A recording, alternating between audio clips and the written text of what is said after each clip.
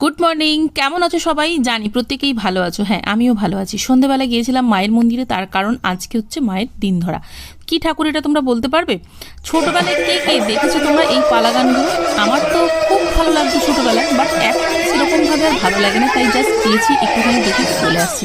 সেই ছোটবেলায় হতো না শীতলা গান, চণ্ডী গান, সেজে গুজে, সেই জিনিসটাই এখানে হচ্ছিল। তো খুব একটা খারাপ লাগেনি, ভিড় ছিল প্রচণ্ড, কিন্তু আমি একটুখানি দেখে চলে আসছি, তার কারণ আমার ভালো লাগছিল না। পরদিন সকালবেলা ভাইয়ের সাথে বেরিয়ে পড়েছিলাম একটা জায়গায় যাব বলে। হ্যাঁ, ওখানে যাচ্ছিলাম গঙ্গাজল কালেক্ট করার জন্য, তার কারণ বাবার শ্রাদ্ধে লাগবে। গঙ্গাজল লিখেছিল প্রায় 10 লিটার, তাই ভাইকে বললাম চল ওখান থেকেই নিয়ে নিই, কোলাঘাটে নদী থেকে।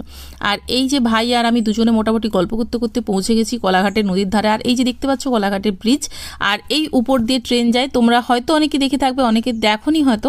তো যাই হোক, এই ব্রিজটা কিন্তু ভালো মতোই বড়। আর আগে না ছোটবেলায় যখন এই ব্রিজটার ওপর দিয়ে যেতাম খুব ভয় পেতাম, মনে হতো যেন এই বুঝি ব্রিজটা